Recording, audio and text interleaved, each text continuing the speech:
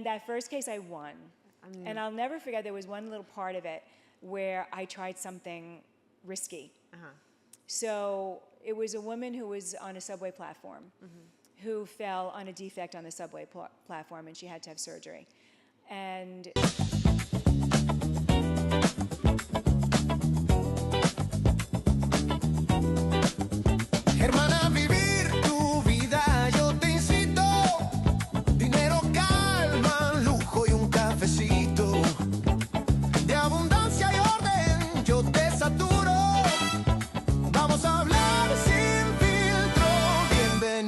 Oro Puro.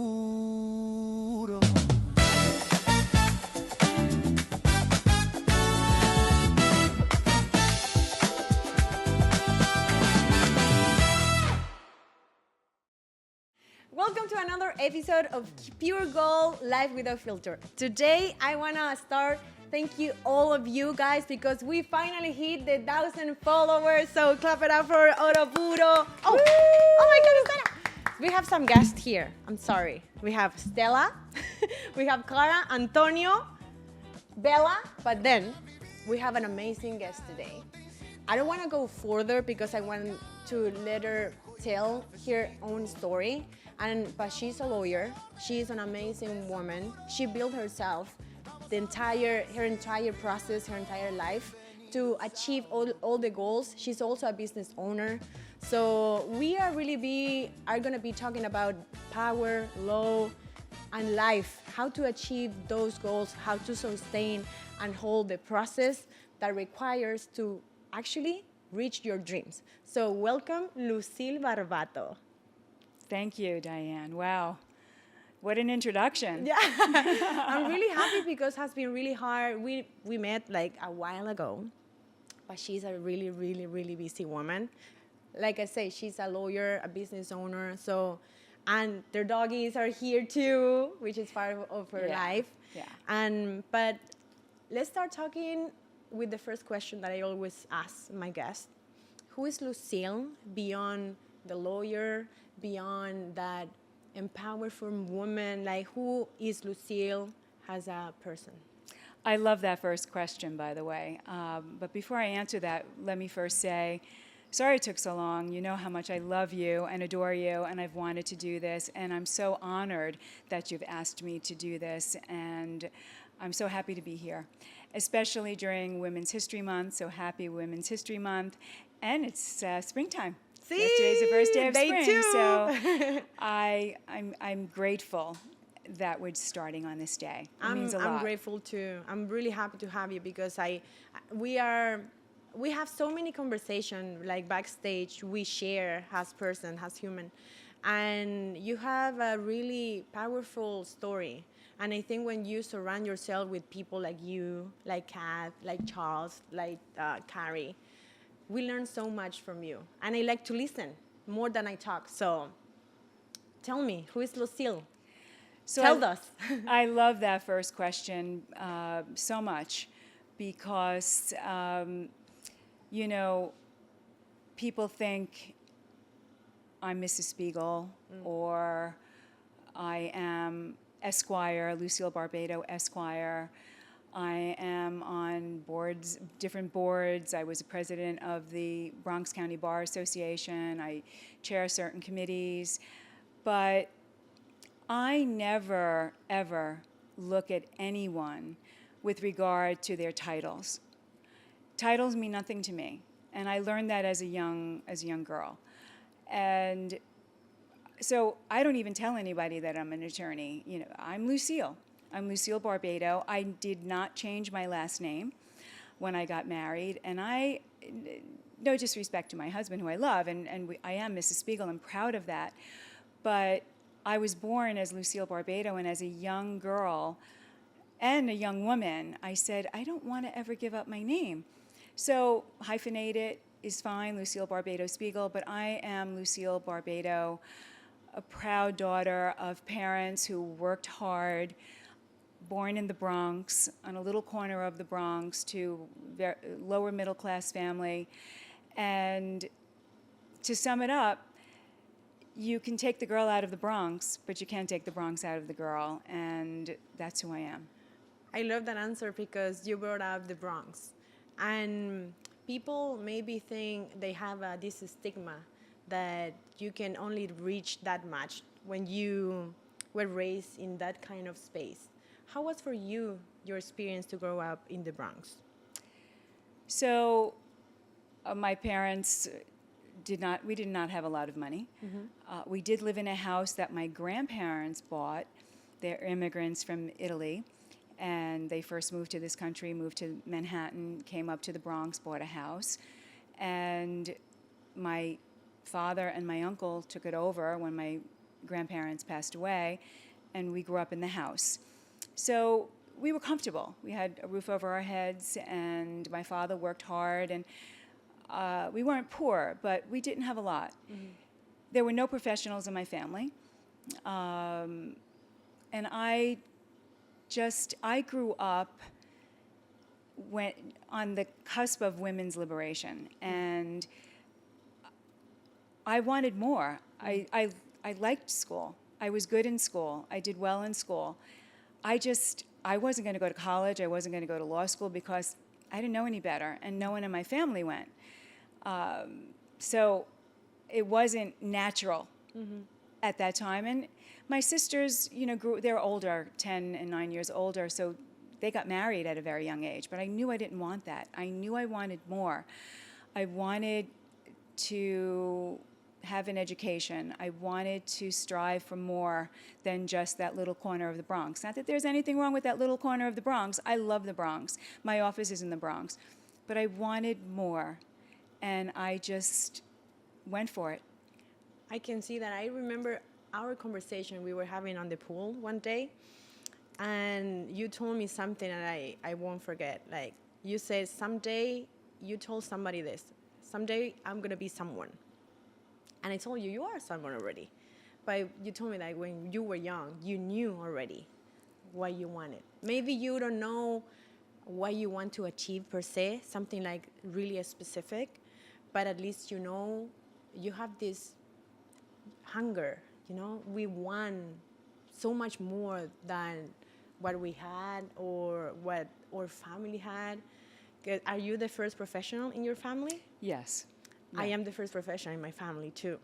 So I realized that when I was a kid, and when I started traveling the world because of basketball. And I know how powerful can be that, can drive you towards your goal. How was your path? How did you start studying, guide yourself through law? So when I was probably about 15 when I said that, and I just knew, but as you said, I didn't know it was going to be law. I just wanted more.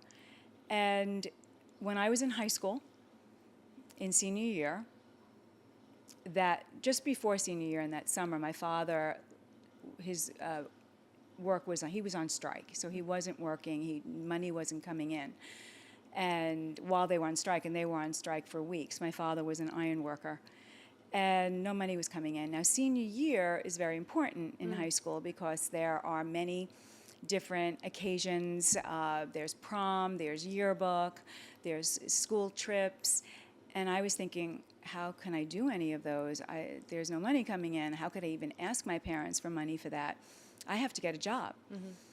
So, and I was very active in school then, on the student council and other committees and groups in school. So I wanted to be a part of it all. And as soon as school started in September, I went to the career person, the person who would place you in a job. I said, I need a job. And at the time, I took steno and typing, which nobody knows about anymore. That's, dinosaur years. I mean, that's so archaic, but that existed at the time. And so I loved taking steno and typing in school. It was fun. It was like learning a language. And I did it for fun, and I used to compete for my school. So I took steno at 90 words a minute, and I typed over 100 words a minute. And I used to go on tournaments and competitions. And I think the best I ever did was coming in number 5, but in the whole state, that's pretty good. That's pretty good. So I said, I'd like to get a job as a secretary because Yeah. I figured I'd make more money than being a cashier or any other little job that I can get. So the teacher said to me, I don't know if I can get you a job. There's a lot of other people ahead of you. The very next day, lo and behold, as luck would have it, as the universe provided, the teacher called me into her office and said, you're never going to believe this, but we got a phone call from a law office that's in your neighborhood where you live, and they're looking for someone after school to work. And they, clerical position, and, your steno and typing could probably help.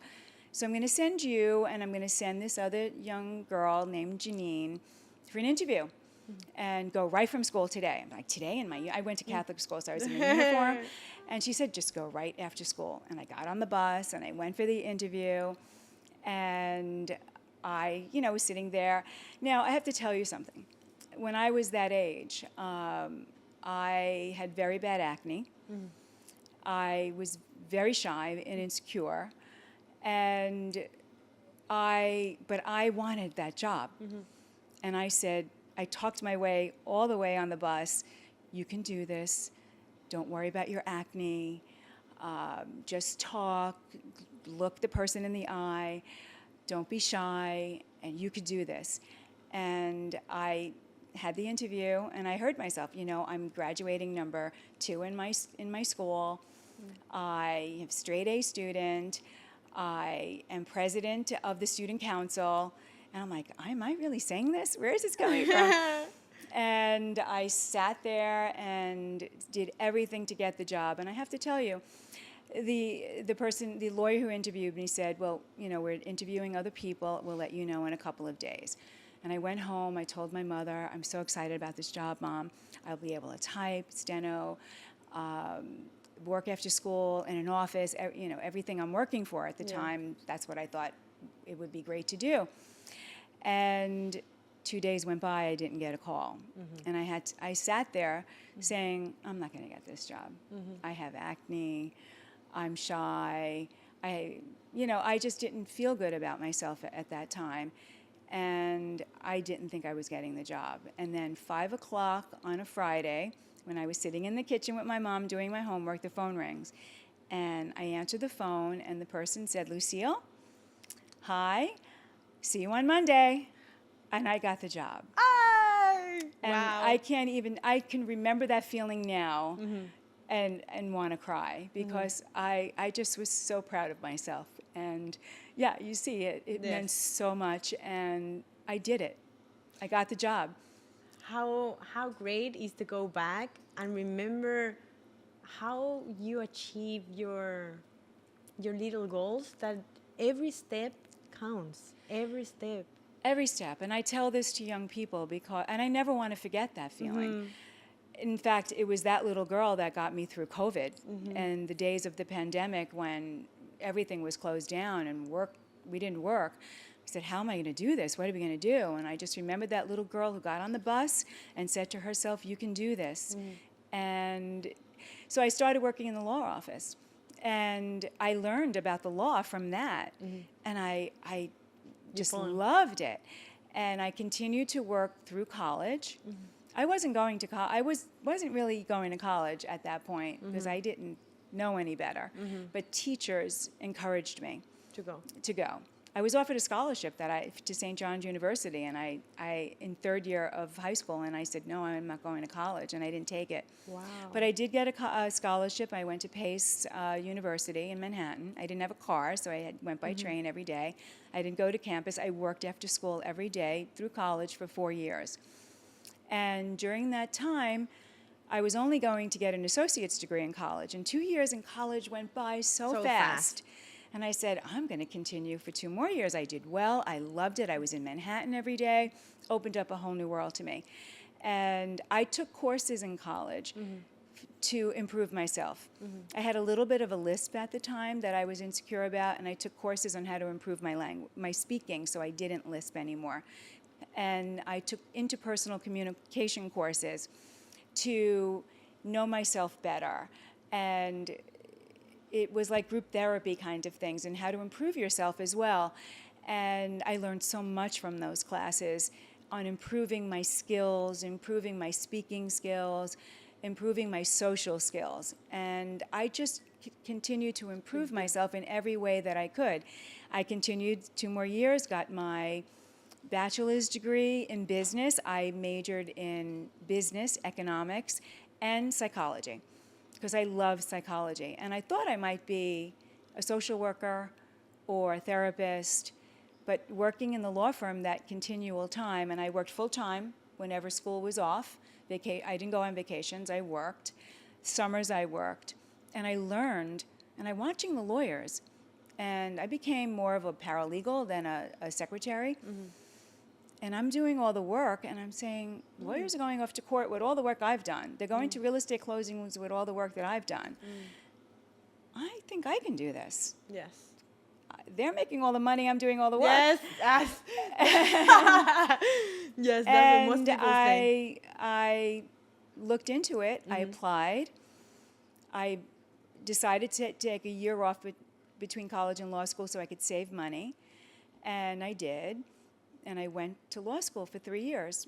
And I did something most people don't do. I went day because I took a year off and I had to make up for that year.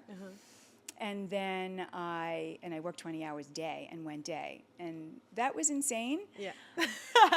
But you went through it. But I did it. You made it. I did it. And, you know, when you want to do something, Yes. you sacrifice. And you have no excuse. You do it when you're sad, when Yeah. you're happy, when you're hungry, whatever. And you give go up. for it. You must give up some things. Yes. And I did. I didn't have a social life, but I made it through law school. I'm amused by your story, but it's a couple things that I'm gonna catch from what you said at the beginning. I remember you said when you were going to the interview on the bus and you start talking to yourself positive affirmations. This is something that I work a lot on daily basis with Clinic Kids, you know, the organization that is non-profit that we work with kids, most likely in the Bronx. How important is to talk to yourself positive things that I got this, you're gonna go through this. And the other thing that I also catch was your insecurity about your acne, how you were able to go through and become the woman that you are today. Well, it started from always wanting more. I was also blessed with a father who had a big personality and the biggest smile, and he was one of 9 children. He grew up in the house I grew up in. Everyone in the neighborhood knew him. He was very active in the community. He didn't have an education, but he always wanted more too. And he read the newspaper every day, watched the news. Always, he wanted his daughters to go to school and get a college education. So I had that inspiration from him. My mother was very shy, and I wanted to be like my father. Everybody loved my father. He'd walk into a room, and the room lit up. Everybody lit up, and people would come to him to get his counsel, and I wanted to be like that. So I had that inspiration. And he always told me he loved me. He always told me I was good enough, and I remember that. But he wasn't with me all the time, and you still have to go out in the world and you have to do this. Yes. I didn't know then what I learned later and continued into my life to the present time. I was doing it, Yes. but I didn't know that what I was doing was written in books and that people were doing in real life, and that was manifesting. And I said I want to be somebody someday, and I became someone someday. I put it out into the universe. I learned you put something out into the universe, you believe it, and you own it and say, I am going to be somebody one day. And you are, and you do, and that happens. And I'm the perfect example of that. So once I started learning more about it through people I would talk to and tell me about books to read on that, I read more books about that. And I lived my life every day. And even from then, I would read about being positive. And I live by being positive. at a certain age of my life, I released all negative energy from my life, all negative people from my life, and I live a positive life with gratitude. And every morning, I wake up and I read positive affirmations. I write down things. I think about 5 things that I'm grateful for every morning. I think about 5 things that I want to do that day, and I make an intention for every day. And it's powerful. And at night, every night, I think about what I was grateful for that particular day. So living a positive life, having positive affirmations, because we all have difficulties. We all, I mean, I had more insecurities than most people at the time, and I didn't have mentors, so I had to find myself and rely upon myself. I was also still a little shy when I was younger, so I didn't know how to ask for help. So what I say to people now, don't be afraid to ask for help. People want to help you. They want to help you. And just ask for it. Seek it out. And you'll be surprised at how you'll be not only boosted by your own self-work, but by others who want to help you too. I 100% agree with you because I have lived that too. Once you put the word out there, first of all, once you believe that, because you put it in your mind first, you put the word, and that dream, goal becomes reality because already exists. I'm already that woman. And I believe even when you didn't know that you were manifesting, you were doing it because you were like in the process of building yourself. So I do believe also that when you ask for help, it's really hard for certain people. I'm an older sister, so for me it's like, let's fix this, let's do that. I was never the type of person like that is gonna be like asking for help, and it's so important because never in life you can do anything by yourself. Nada. Zero. It's true. You need like a friend, you need family, you need someone to talk. Even if you want to just read a book, somebody has to like write the book for you to read it. Yes. So we are human, and how important is to make connection with people. When I was in college, I was so focused on being the best, because for me it was like, okay, if I'm gonna be the best in my class, somebody's gonna come and hunting me and get me from a great company. And that's, my friend, is not true. You gotta put the effort and go through the process and fall in love from the process. Because if you don't go through the process, I mean, you don't even going to enjoy when you got to the top, right? It's work. Everything is work. And fear can stop us in our tracks. And it's a matter of overcoming that fear as well. But it's, sometimes we're our own worst enemies, because I always, had to be the best, and I had to be perfect. Yeah. And my mother instilled that me. And I have taken my adult life, from my mid-years on, unraveling that. You don't have to be perfect. No. It's just strive high. You just have to be you. And you have to be you. And I was always going to strive high. I just learned I didn't have to be perfect. And it's okay. It's okay to take that fear and make it motivate you. Make it work for you. It's okay to be, we all have fears. It's okay to be afraid. It's okay to worry about something, but don't let that worry take you over. Let it motivate you and move forward. And do the things even when you are afraid. Yes. Because it's true. You're brave, everyone, or you're even freeze and you go with fear, because fear we all feeling. Yes. Talking about being perfect, what are the things that those believers that you had to break to become the person that you are today? What did I have to unravel in terms Exactly. of being perfect? Well, being perfect is a very high bar to reach, perfection in everything. So I had to say, I get good grades. If I didn't get an A plus and I got an A, that's okay. If I got a B plus, it's okay. So that started in school with grades. I had to accept, do the best work, but don't worry about the number. And I would get good grades. But I remember, I would go to school when I was a kid. My mother would, we would study, you're in first grade, second grade, you're in grammar school. And we would study the vocabulary, and I would bring my test score home, and it would be a 95 or a 98. My mother would say, why didn't you get 100? We studied that. You knew all those words last night. Oh my God, my mom used to tell me the same thing.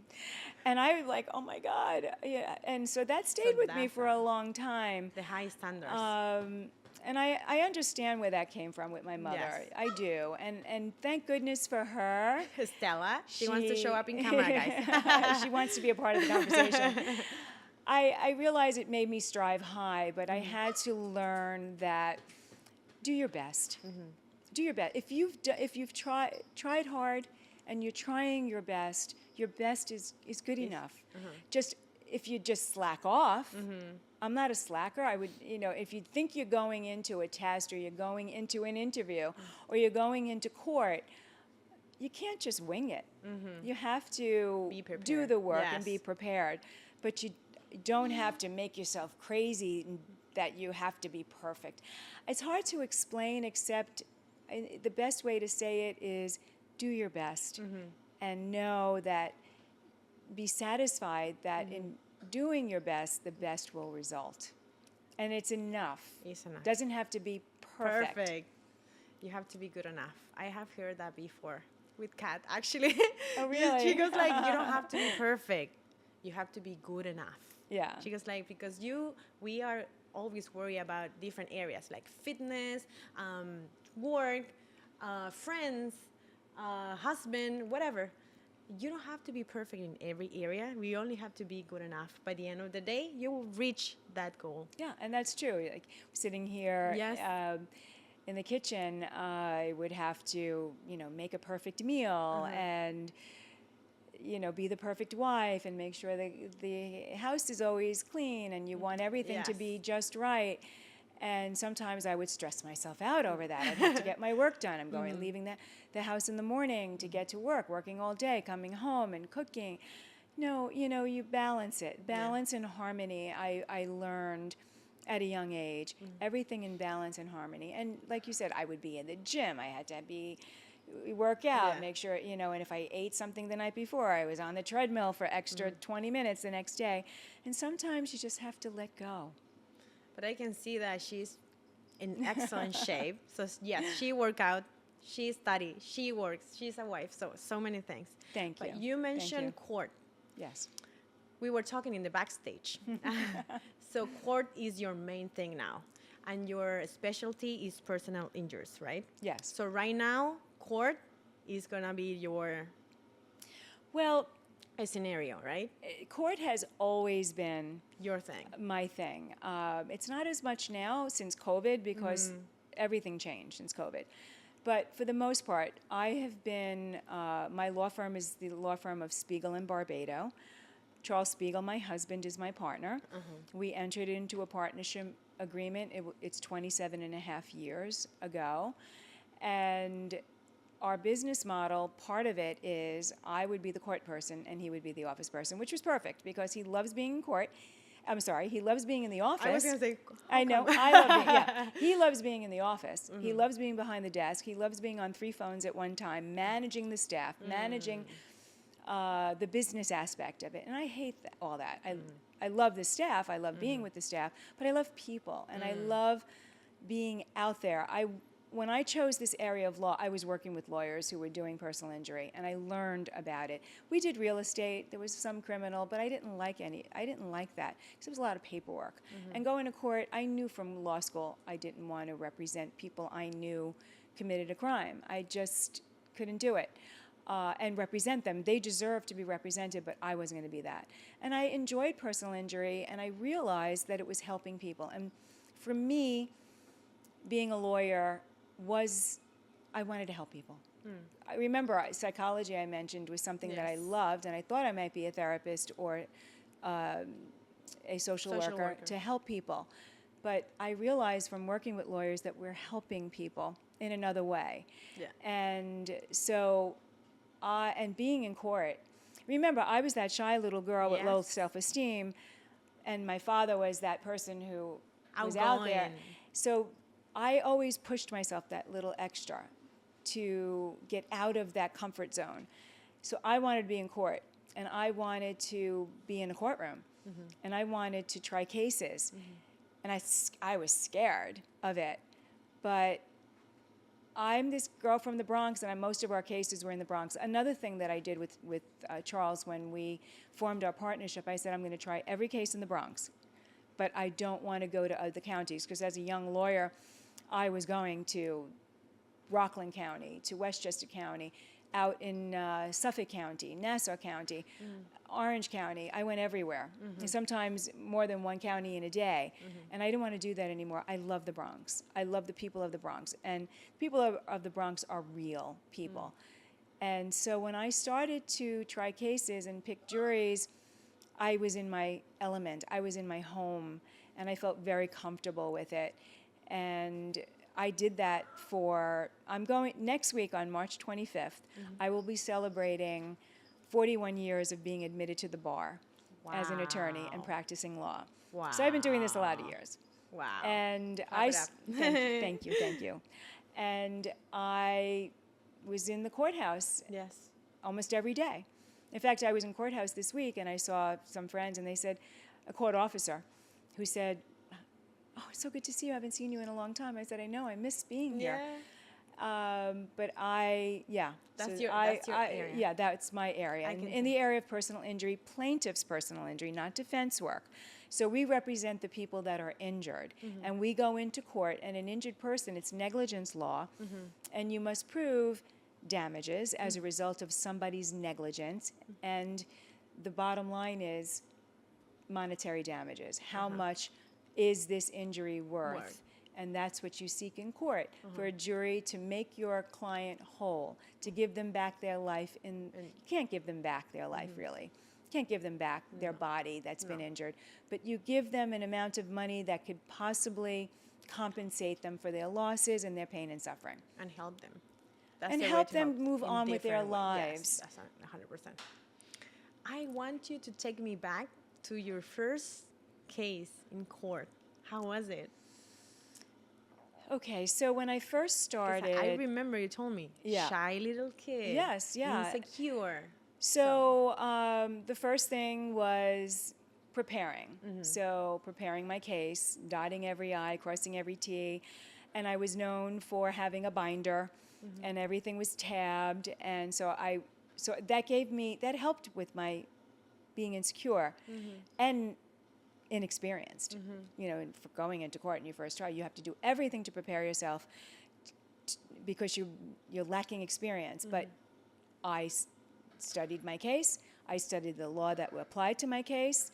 I had all my materials. I would put all my materials on the plaintiff's table in the courtroom, and I was ready for every argument that could come about. And yes, it's funny because you could never be ready for everything because there's always something that is going wrong, but you're as prepared as you possibly can be. So that would give me, I would walk in and say, you did the work, so you're ready. But then, you know, I was never secure in how I look. So I'd go in the bathroom and I'd make sure nothing was in my teeth, my hair was okay, I looked okay, and then I would. It's almost like being an actor, because I then would walk from the bathroom to the courtroom. You can do this, you've got this, you did the work. Don't be afraid to make a mistake. And I would then open the door to the courtroom and walk in, and I would stand taller. My voice would get a little bit lower, and I'd say, you've got this, you're going to win. And I would just take on a different role, and I would feel it. I would feel the power that came with that. And I'd go to the desk and I'd look over at my adversary, say, good morning, Your Honor, in that deeper voice. And the rest would happen. And did I make mistakes? Yeah, I did. And I'd some days walk out of there because a trial would take a week, 2 weeks, sometimes longer. Some days I would go home feeling, oh, that was a horrible day. And some days I'd go home saying, wow, that was a great day. the first case that went to verdict. So you start off by trying cases, smaller cases, and you generally settle them along the way. So you would pick a jury, and then you put your client on. Sometimes picking a jury gets your case settled. It's the nature of the game. It's like a chess game almost. Your adversary's testing you, and you're not settling your case before you go to trial. Your adversary offers a certain amount of money, and you say, it's not enough, let's go to trial. And they're testing you to see if you really mean it. And I meant it. And we'd be in the courtroom, and then, the adversary's thinking, this person's really going to go to trial. So let me go make a phone call and see if I can get more money. And sometimes they would, sometimes they wouldn't. But every stage of the case, if your client, you pick a jury, you get a good jury, it's a likable jury, you get a good judge. You never know what judge you're going to get. These are the variables you can't control.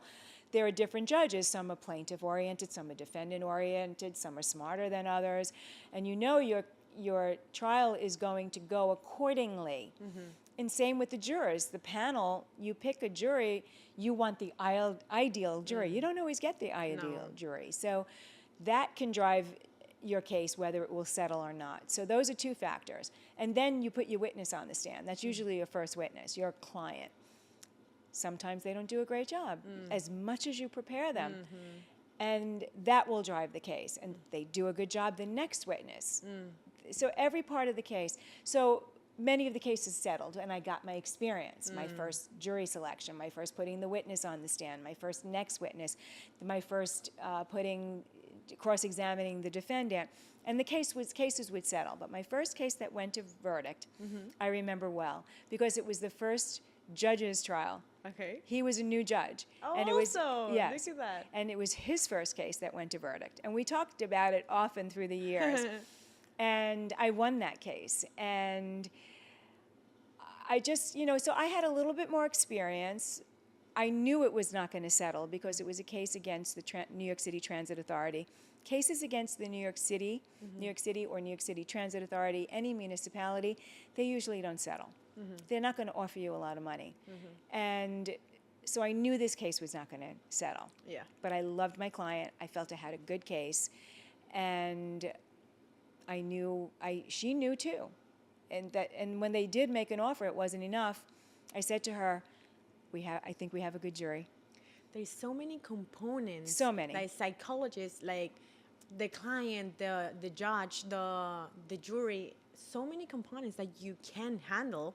And most of us, we got some experience for Suits, the Law and Order. We watched those shows on TV, and you're like, oh my God, this is actually happening in real life. Like, you got to deal like negotiation and this and that, prepare the client. The Suits happened to be one of my favorites. Yes, mine too. It was really good. It's really good. But I used to tell the jurors then, there wasn't as much IT then. Now there's, they have computers in the courtroom, they have big screens, and they didn't then. Everything was, there was no computers in the courtroom, and so everything was very generic and organic.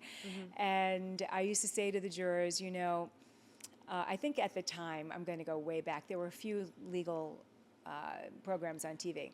And I say to everybody, I'm sorry, I have to tell you something. It's not going to be like TV. You look back in the courtroom, there's no one coming in watching the trial. No one's watching any of the trials. I said, it could be a little boring.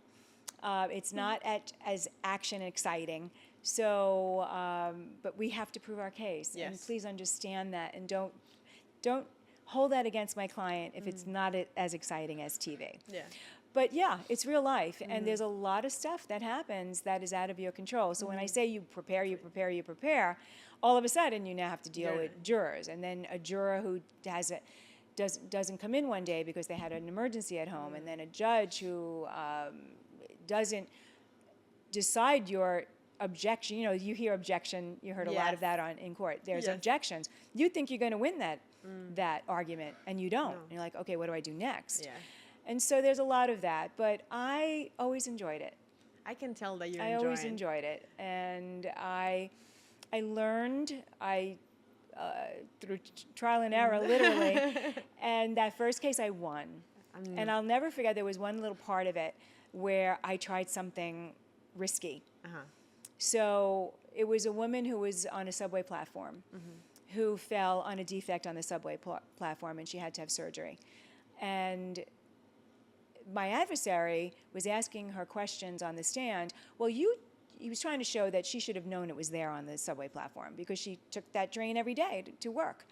And so he's asking her, you know, you walked up those steps every day, you walked from the steps to the platform every day, and you didn't remember that there was that crack in the platform.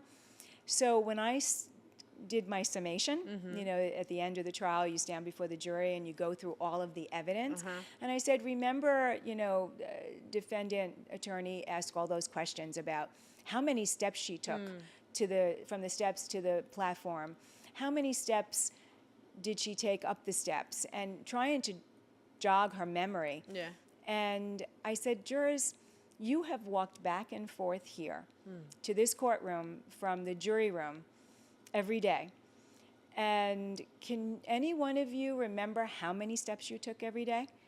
Can you remember everything you saw on the floor when you came here every day? And is it even reasonable to ask that question?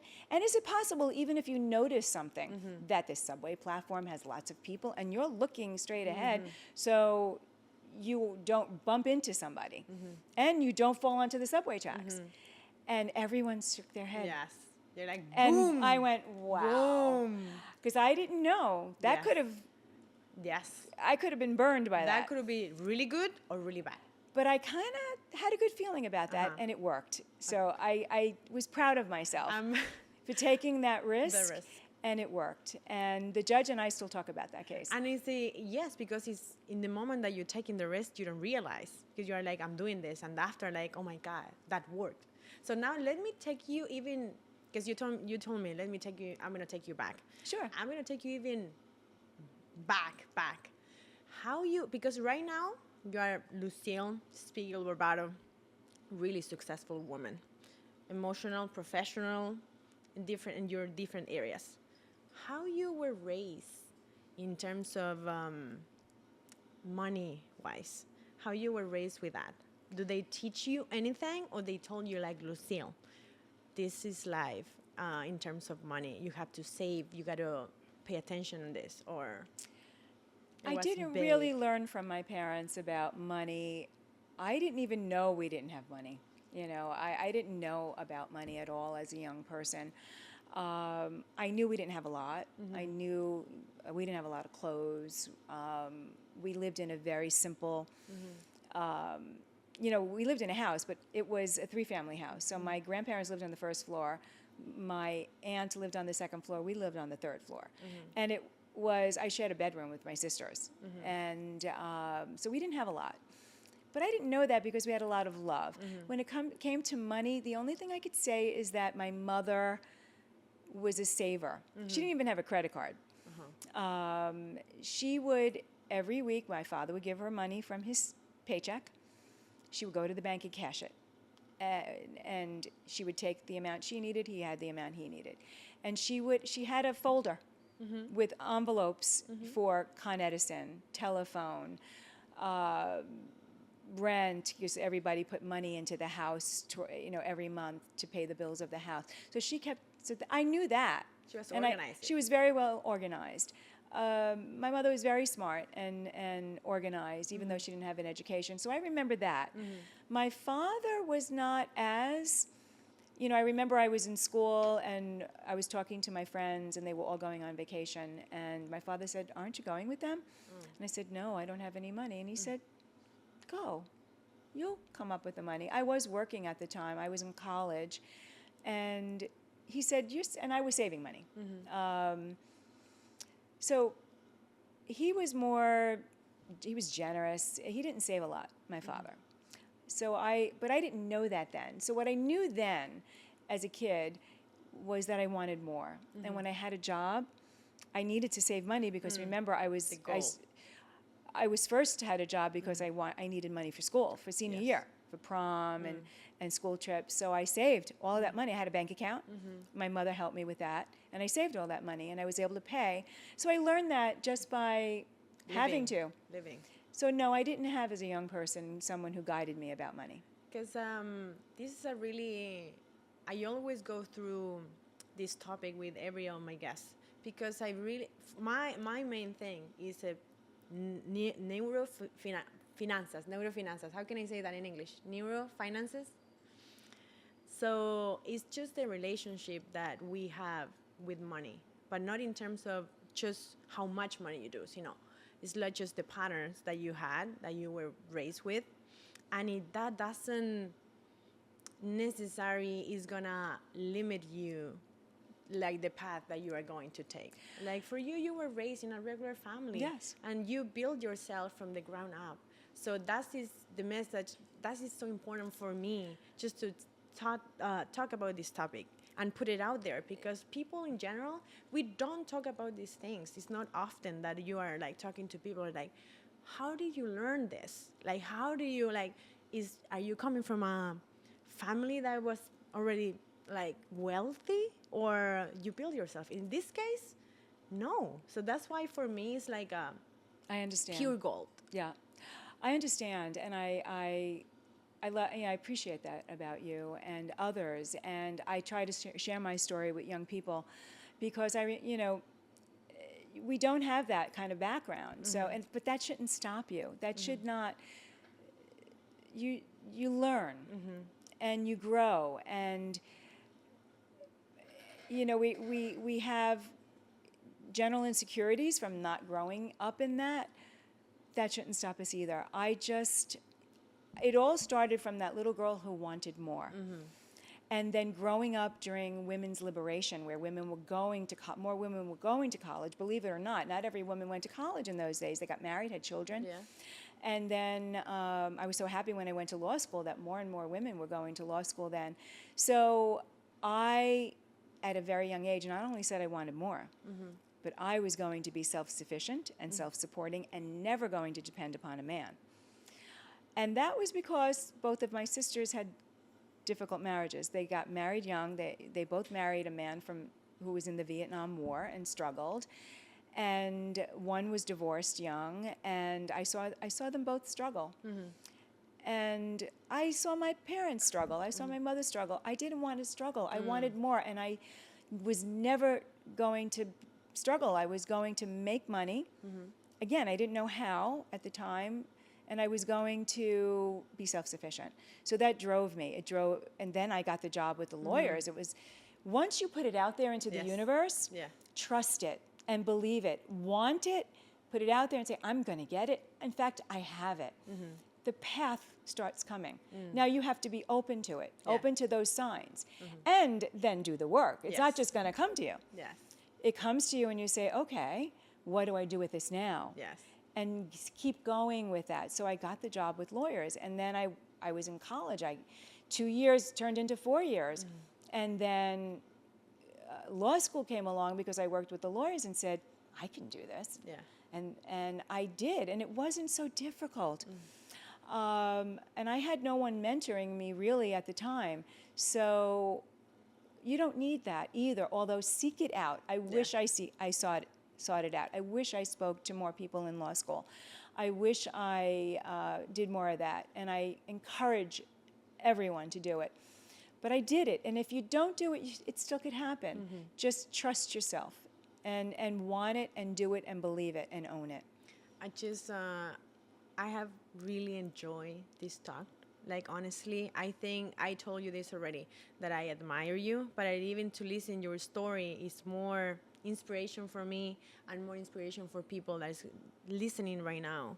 Thank and you. we put it out there because it's true. When you put it out there and do your work, it's not about just manifesting people. It's not about just writing things and beautiful and talk really nice and cute. No, it's just you gotta go out and make things happen. Otherwise, nothing is gonna happen. Absolutely. Everything, your dreams is gonna to just be out there. Your dreams become reality once you set a timer on it. Let's go step by step. And once because otherwise you can measure anything. And Diane, I just have to add to that, that doesn't ever stop. That continues every day in everyday life. when menopause happened for me, I was afraid I was going to gain weight, and I lost weight. And I talk to young women now who are going through menopause and say, "You're not going to gain weight. You know, You got read this." about it. Yeah. It's not that you're going to get. Yes, you may gain weight, but you have control over that. Yeah. Read about it, learn about it, and Own it.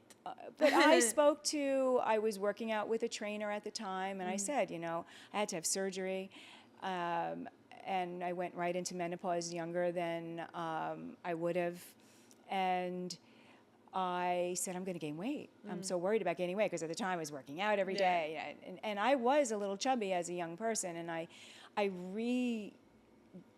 reorganized my body and my life and my health.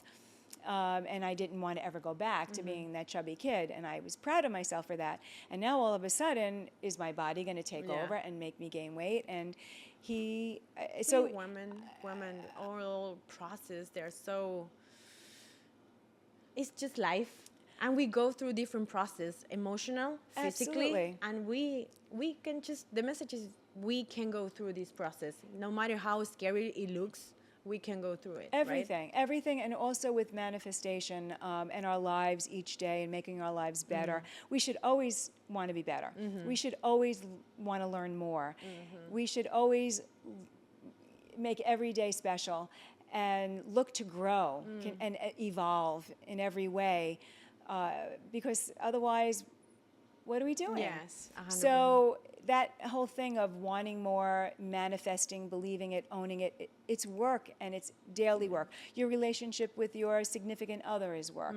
Your relationship with your friends is work. Your relationships at work, everything is work. So it continues through your life in every different aspect, not just making money, but in every aspect of your life. And I just have to say, when you do the work, you get the reward. I like that. I like that, Lucille. Talking about reward, I have a little gift for you for this episode. Thank you for being here to make the time and share with us, with me, and with the people that is online, all your experience. I'm really happy to have you. So Chili Shade, as you know, guys, is our sponsor. My sunglasses brand, you can, we're going to leave the website for them. For every glass that you get we donate 10% for a nonprofit that cleans the beach in Long Island. So that's for you, Lucille. Thank so you enjoy so it. much. I'm going to also give a shout out to EcoFlow, who set up this beautiful setup in Lucille's house here in New York. If you want to do your podcast in New York, you know where to contact us. Also the link below. And last but not least, your law firm, right? Lucille, Barbato and Spiegel is called, right? It's in the Bronx, personal injuries. So we're also going to leave on the link below all the information for the law firm, okay? Yes. Spiegel and Barbato, Westchester Square in the Bronx, where I grew up. Come and visit us anytime. Call if you have any questions. If I can't help you, I'll direct you in to the right person who can help you. That's perfect. So thank you so much for these glasses. that's They're for awesome. You. That's for you. So sweet. Thank you. And then the last question, so just to wrap it up. What it means for you to live in pure gold? Okay. That's started with a great question, ending with a great question. So that means a lot to me. Living in pure gold means, well, gold. What is gold? It's the highest, strongest metal, the best, right? So, as I said, always strive to be your best. So living in pure gold is always living your best, whatever that means for you individually. It's individual. It also means another thing that's really important to me, because I'm very spiritual, and the golden rule that we all learn in every religion. And it's not that I'm so much religious, it's more about the golden rule. Do unto others as you would have them do unto you. Be a good person. Put out good always. And when I say positive, I mean good. And it's as simple as that. So pure gold is doing your best and being a good person. I love that answer. Just like simple, just being a good person. Like do good and you will do good too. And you will get, the universe also will give you back everything the good that you have. Always. Thank you all for watching us until the end. Don't forget to subscribe, like, share, follow us on Instagram. I'm gonna leave also the social media attached to the episode. And shout out to Cara, who has been here next to me the whole episode. And Stella, who loves you. There, Bella and Antonio. Antonio is leaving. So thank you guys and see you next one. I just want to thank you, Diane, for giving me this opportunity. I'm so grateful and blessed to have had this opportunity with you and all of your beautiful, wonderful viewers. And thank you for listening to me today. Thank you, Lucille.